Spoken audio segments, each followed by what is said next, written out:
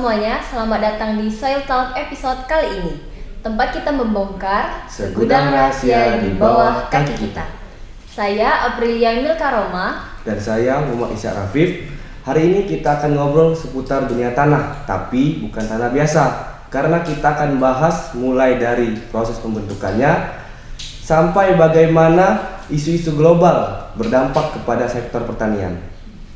Nah, di episode kali ini kita udah kedatangan tamu spesial.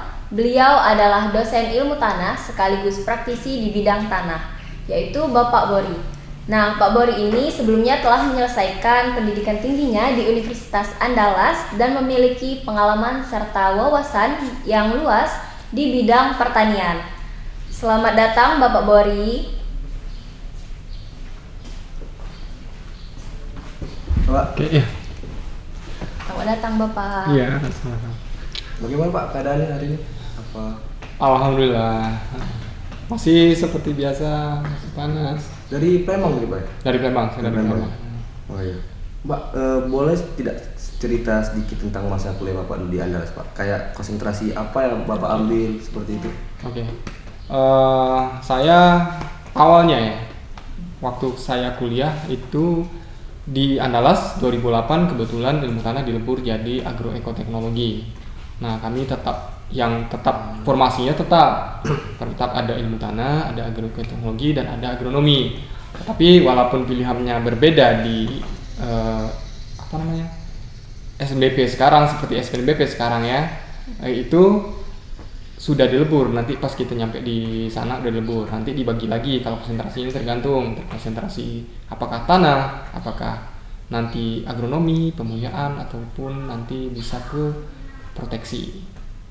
Nah, Pak, mungkin dari saya pertanyaannya Pak ya, kan kami memang masih S1 baru saya Pak ya, baru S2. Mungkin ada sih Pak yang kayak culture shock. Bapak kan sudah merasakan di Andalas dan kesini ke ilmu tanah Unsri, mungkin apa sih ya Pak yang culture shock yang kalau anak-anak tanah di sini ataupun anak pertanian di sini nih kayak gini, kalau di Andalas beda gitu. Boleh Pak kalau cerita kayak itu? Kalau culture shock hampir sama ya kalau di ilmu tanah. Biasa kalau ilmu tanah ya bandel-bandel, selengean, udah pasti kayak gitu kan. Udah pasti beda sama yang jurusan-jurusan lain gitu kan. Kalau kayak pemuliaan ataupun agribisnis itu biasanya agak rapi ya. Kalau kita memang agak ya masuk kebun, masuk sawah keluar sawah gitu, masuk kebun keluar kebun gitu ya. Nah, tapi perbedaannya mungkin di budaya ketika rekrutan mahasiswa baru. Nah, rekrutan mahasiswa baru ini mereka biasanya ada nomor DP istilahnya kalau di Andalas. Jadi nomor NIM kalau di sini. Jadi ada kakak BP, ada adik BP. Jadi kalau ada nomor NIM itu istilahnya dirimu misal 01, 049 misalkan. Sesuai namanya. Simaren 049. Kemudian ada adiknya lagi 049 juga, itu tanggung jawab dirimu. Ketika ada konflik, satu angkatan nyari dirimu. Mungkin di sini Pak ya, kayak adik asuh dan kakak asuh mungkin. Nah, dikasih sama kayak gitu. Mungkin ada, cuman saya nggak tahu ya. Tapi saya belum kelihatan yang kayak gitu. Kemudian kegiatan mereka lebih banyak di sekretariat. Mereka lebih banyak ngumpul di sekretariat. Contoh buat tugas bareng-bareng di sekretariat. Nah, kita lebih banyak ngumpul di kantin, mungkin agak berbeda ya. Nah, itu saja. Nah, kalau terkait tentang konsentrasi yang udah Bapak sebutkan sebelumnya, mungkin boleh Bapak jelasin lebih lanjut Pak tentang apa aja yang Bapak pelajari di konsentrasi yang sudah Bapak ambil atau mungkin pengaplikasiannya di lapangan Pak. Oke, saya cerita dulu ya sedikit. Saya ulangi lagi, awal saya masuk ke Andalas itu agroteknologi. Jadi walaupun kami dibagi ke konsentrasi berbeda, mata kuliah kami jadi berlebih. Beban mata kuliah kami itu jadi 154. 154, jadi sampai semester 8 saya masih ada kuliah wajib. Nah, tapi di awal-awal kuliah dihabiskan semuanya ke kuliah agronomi. Contohnya hama penyakit tanaman, genetika, kemudian ada dasar perkebunan, kemudian ada dasar-dasar pelindungan tanaman. ada botani juga di awal. Tapi habis itu sudah mulai ke konsentrasinya ke tanah. Mungkin di sana. Tapi ketika semester 4 atau semester 4 konsentrasi itu udah mulai dipilih apakah nanti mau ke fisik, mau ke kimia atau mau ke biologi. Survei juga ada. Nah, kebetulan kalau di Andalas kebanyakan mereka pada tertarik ke survei karena survei ya sama lah alasan kayak di sini juga. Survei itu nggak nanam gitu kan, alasannya nggak nanam soalnya nanam tuh ribet. Tapi kalau yang alasannya pengen cepat tamat itu biasanya ngambil yang nanam aja karena nanam kan cukup ditanam 2 bulan selesai analisa tamat gitu. Nah tapi kalau yang survei biasanya agak lama. Kalau kayak penelitian kayak itu Pak, di semester berapa biasanya Pak kalau Bapak pas itu? Kebetulan saya lebih cepat ya.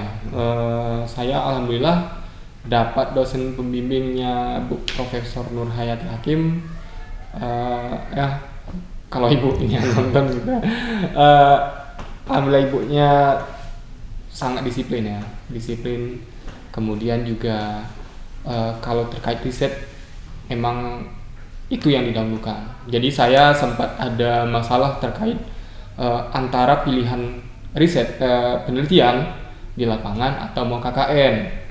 Nah kebetulan Ibu Nur Hayati milih saya itu ngeplot saya supaya meneruskan penelitian. KKN-nya susul saja sama angkatan 2009 katanya. Tapi karena saya yang bandel ya, saya tetap tetap ngotot lah. Biar bisa KKN juga, kemudian juga bisa riset juga. Akhirnya memang ada kendala, agak terhambat jadinya. Soalnya untuk analisa sama pengolahan data tentu saja tertunda kan selama 40 hari kita di KKN. Nah itu ada sedikit bersih tegang lah, bukan bersih tegang sih, ada ketidaksesuaian lah. Ya Bu Nur Hayati dengan saya waktu itu. Tapi saya tetap ikuti prosedurnya seperti apa. Saya lanjutkan penelitian, kemudian saya ulang lagi di rumah kaca. Jadi ada 2 tahap penelitian saya di rumah kaca dan di lapangan. Oh ya, konsentrasi saya kesuburan ya, kimia, kesuburan tanah waktu S1. Dan kemudian kalau S2 saya lebih ke kimia, lebih murni kimia. Kalau boleh tahu Pak, alasan Bapak di S1 itu ngambil konsentrasinya ke kesuburan tanah itu apa Pak? Pertama ya, itu karena pembimbing Bu Nur Hayati kan dapatnya Bu Nur Hayati ya. Kebetulan kita nggak mungkin beda juga. Yang kedua juga awalnya saya memang lebih paham di sifat fisika, di fisika. Saya lebih paham di fisika karena fisika itu saya rasa sangat jelas ya, tekstur, struktur, kemudian warna, kemudian beberapa sifat fisik lainnya ya. Kenapa lebih jelas? Hitungannya juga sederhana. Jadi ngitungnya langsung basah kering gitu kan. Kalau PF pakai rumus potensial gitu. Nah di kimia nih agak ribet sebenarnya. Karena tertantang rasanya, ya sudah saya masuk kimia gitu. Kalau dari pertanyaan kakak Pak ya, Kak April kan Bapak konsentrasinya ngambil kesuburan tanah. Ya. Kalau boleh tahu Pak, SMA dulu kalau di zaman Bapak apakah ada kayak kami kan IPA IPS gitu Pak. Mungkin ada yang kayak gitu apa Bapak milih IPS apa kayak kalau bahasa sekarang ya Pak melintang jurusan? Oh enggak, saya dari IPA. Dari IPA ya? Dari IPA dari SMA IPA. Ya sama lah, waktu saya yang awal-awal dapatnya kelas 12 ya. Kelas 12 langsung awalnya saya nggak milih di sini. Di Andalas ya. Awalnya saya ikut MDK, ngambilnya di Ponegoro. Waktu itu jurusan biologi, kemudian arsitektur Unsri, ada 2 pilihan. Tapi nggak lulus semua. Lulusnya di Padang ya, di Andalas. Itu melalui jalur SNBP. Saya les juga di Padang. Ya, ada prosesnya lah. Kalau bicara soal tanah Pak, kayak yang saya tahu mungkin yang Kak April juga tahu, konon butuh waktu 1000 tahun lebih Pak untuk membentuk 1 cm tanah Pak. Bisa. Ada kemungkinan kalau pembentukan tanah itu 1 cm itu butuh waktu 1000 tahun. Ada kemungkinan. Kemudian tapi ada kemungkinan juga lebih cepat dari itu. Biasanya di daerah kita yang daerah tropis ya. Daerah tropis bukannya lebih cepat, dekomposisi lebih cepat, mungkin agak lebih cepat dari. Berarti mempengaruhi gitu Pak. Mau sangat mempengaruhi. Kan faktor pembentuk tanah ada 5. Ada iklim, ada waktu salah satunya. Nah, waktu itu mempengaruhi vegetasi sama yang lainnya. Kayak fakta yang kayak tadi Pak ya, kan banyak mungkin orang-orang awam mungkin yang kayak teman-teman saya yang mungkin dari bukan jurusan tanah, dari fakultas lain tuh pasti baru tahu nih kayak fakta ini. Nah, bagi Bapak ada Pak fakta lain yang mungkin bagi kami yang belum tahu kayak mind blowing Pak sekarang Pak. Mind blowing. Yang ternyata tanah ini seperti ini. Oke, kita ke pembentuk aja ya. Mungkin kita berbicara kalian mungkin tahu tanah sawah ya. Iya Pak. Tanah sawah itu kan tanah yang sebenarnya dibentuk melalui kegiatan atau aktivitas. Berarti bukan tanah yang terbentuk secara murni, baik secara fisik atau kimia gitu kan. Tapi tanah yang terbentuk melalui aktivitas manusia. Nah, sawah itu juga perlu waktu untuk terbentuk.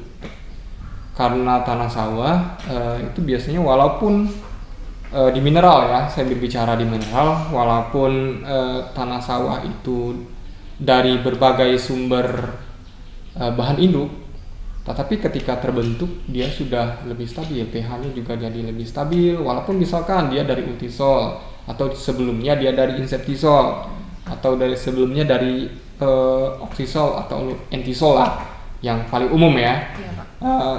Tetapi ketika sudah jadi tanah sawah, dia akan membentuk suatu karakteristik yang berbeda. Jadi berbeda dari sifat aslinya. Berarti ini salah satu fakta yang mungkin kita banyak nggak tahu ya Pak. Berarti tanah sawah itu bukan tanah yang kayak tanah mineral terbentuk dari alami gitu Pak. Berarti ada proses campur pembentukan tangan manusia.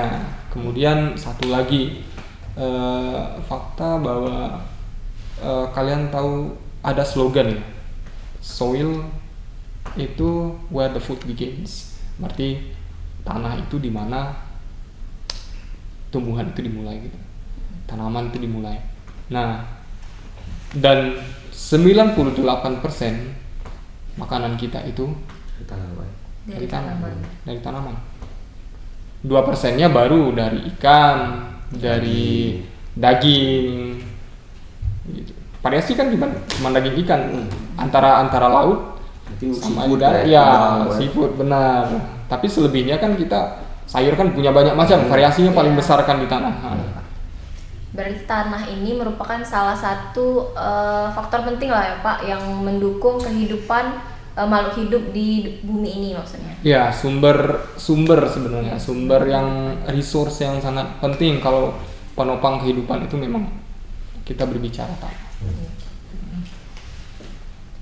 Oke, mungkin setelah kita bicara tentang fakta menarik yang mind blowing tadi, kita bisa bergeser sedikit Pak ke isu-isu terkini.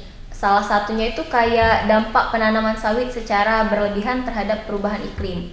Nah, gimana sih Pak pandangan Bapak terhadap isu-isu pertanian yang saat ini beredar? Kayak misalnya kehutanan itu yang mau diubah menjadi lahan perkebunan sawit Pak. Nah, menurut Bapak itu gimana Pak? Oke, ini terkait dengan isu lingkungan. Iya Pak. Terkait isu lingkungan. Nah, kita tekankan lagi kalau sejauh pengalaman saya di lapangan, kemudian di beberapa kesempatan ya bertemu dengan kolega-kolega dari konsentrasi yang berbeda, kemudian kolega-kolega yang punya pandangan yang berbeda. Nah, ada perbedaan antara konservasi yang kita sebagai orang pertanian ini pikirkan dengan teman-teman dari biologi ataupun kehutanan. Nah, yang pertama, mereka kalau berpikir konservasi, kita itu lebih berbicara tentang kemanfaatan kalau pertanian ya. Nah, kalau di biologi ataupun di kehutanan, mereka lebih cenderung ketika berbicara konservasi itu memang tidak bisa disentuh. Memang membiarkan keadaan ekosistem itu dalam keadaan alami. Nah, bagaimana dengan konsep dari sawit tadi? Sawit. Kalau sawit dari sudut pandang manapun, baik dari pertanian maupun dari kehutanan atau biologi tadi, itu ke lingkungannya memang tidak bagus ya. Pertama, karena mereka menggunakan sistem monokultur, berarti biodiversitas atau keanekaragaman hayatinya jadi rendah. Kan cuma ada satu batang aja ya, sawit aja, nggak ada yang ditanam yang lain kan. Nah, kemudian juga biodiversitas di tanah juga menurun. Kalau biasanya kan sawit pasti lahannya bersih gitu kan, berbeda dengan hutan yang ekosistemnya kalaupun kita nggak ganggu, dia akan siklusnya bakalan ada terus berputar gitu kan. Lantai hutannya dipenuhi serasa, bahan organiknya tinggi, berbeda dengan perkebunan yang sebenarnya sudah dilakukan sanitasi, pembersihan terhadap lahan gitu. Kalau enggak, tentu saja mempengaruhi produksi. Kita berbicara produksi, tapi di sisi lain memang produksi itu cukup kita butuhkan untuk membantu ekonomi masyarakat. Karena masyarakat tentu saja butuh hidup ya.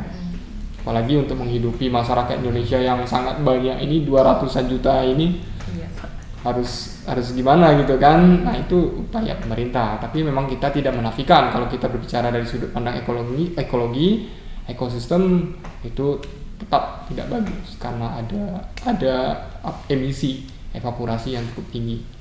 Kayak ada plus minusnya dulu ya? Iya, plus minusnya. Ada plus minusnya, tapi lebih banyak ke minus sih sebenarnya kalau dari sisi ekosistem ya. Tapi kalau kita berbicara tentang ekonomi, pendapatan, ya tentu saja itu akan worth it ya. Itu tergantung kebijakan. Saya kan mungkin dari daerah Pak ya, daerah yang kayak banyak sawit, banyak juga batu bara mungkin Pak ya. Itu tuh terasa Pak dampaknya, kayak hari makin panas gitu kan, debu sawit itu kayak kan. Kalau yang saya tahu Pak ya, kan saya orang awam baru juga Pak, semester 2, sawit tuh katanya sedikit merusak tanaman lain di sebelahnya mungkin Pak katanya. Kalau yang saya dengar. Oke. Nah, kalian berarti dirimu ini dampak sawit ketika harga murah, tapi kalau harga tinggi mungkin dampaknya nggak terasa ya. Mungkin bagi yang punya sawit tuh Pak. Ya, bagi yang punya sawit gitu. Yang tidak punya sawit, kalau punya sawit terasa betul gitu. Terasa. Ya, terasa dampaknya.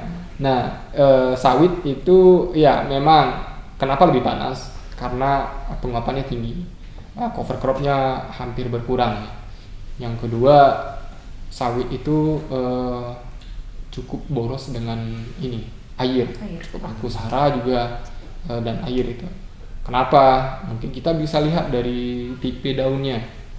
Tipe daunnya yang daun yang daun semu, apa istilahnya, daun yang lebih banyak kan daunnya itu satu pelepah itu udah berapa daun gitu kan.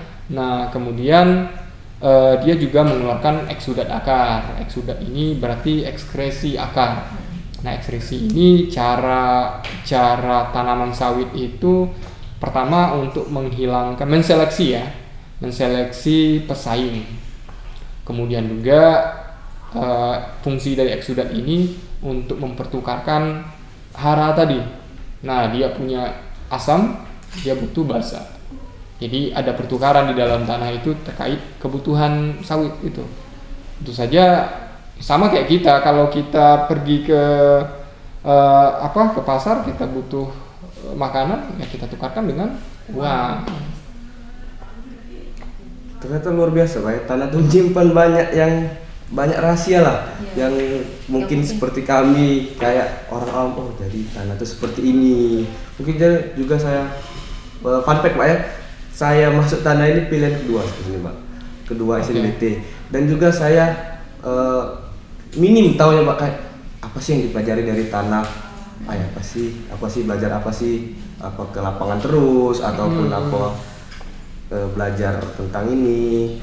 Jadi ternyata masuk di sini ya juga mulai tahu lah jadinya kayak budayanya, pelajarannya gitu berbeda lah dari ini.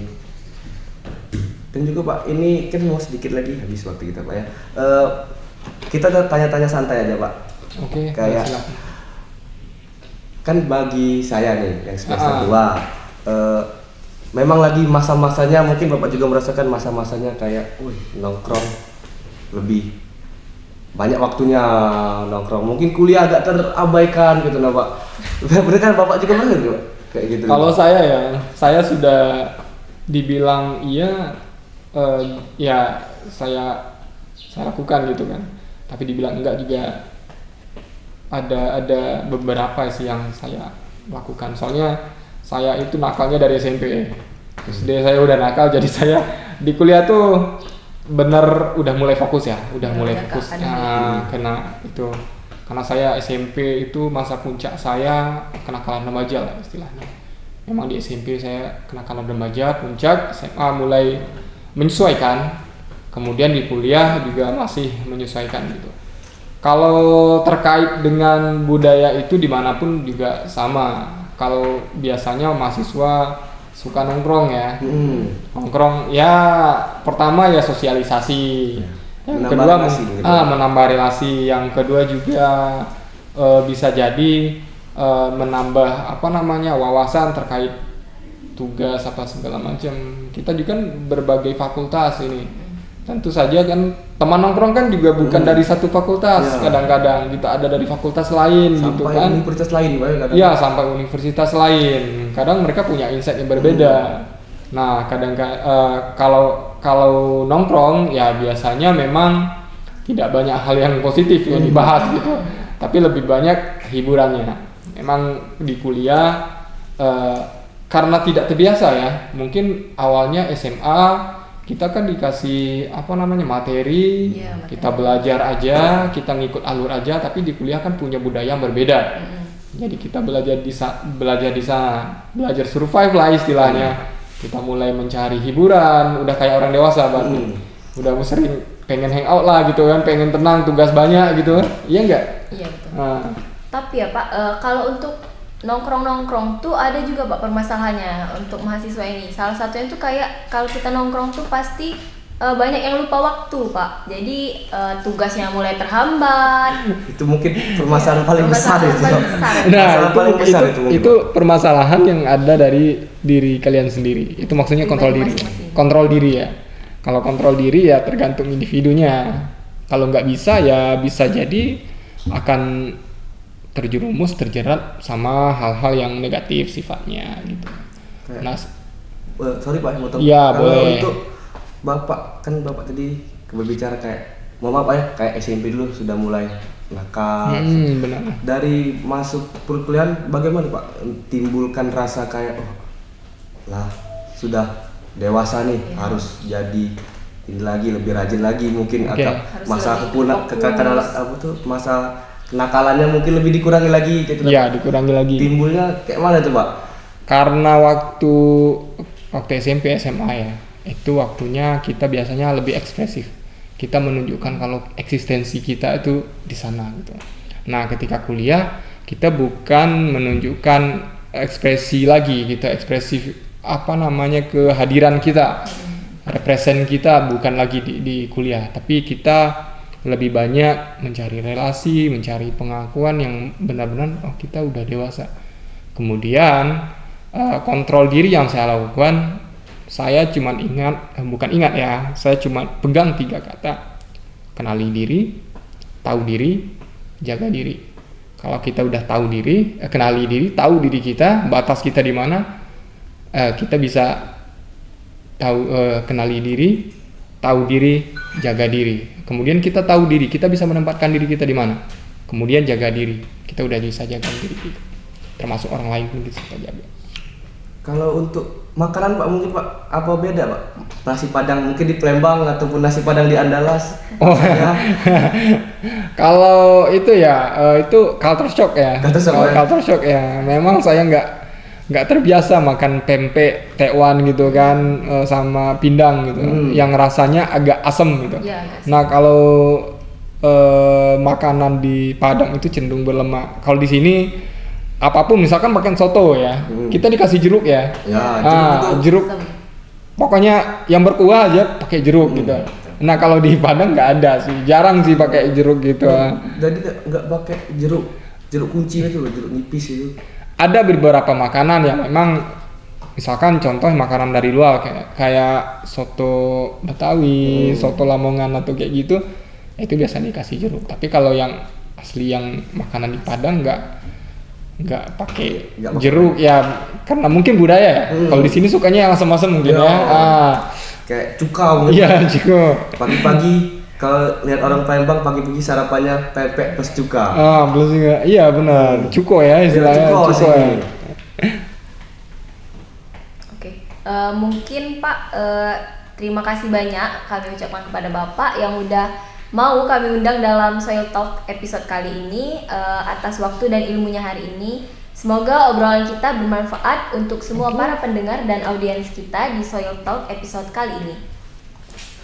Ya, sampai jumpa di episode Soil Talk, segudang rahasia di bawah kaki kita. Jangan lupa jaga bumi, mulai dari pijakan pertama kita di tanah. Dadah. Dadah.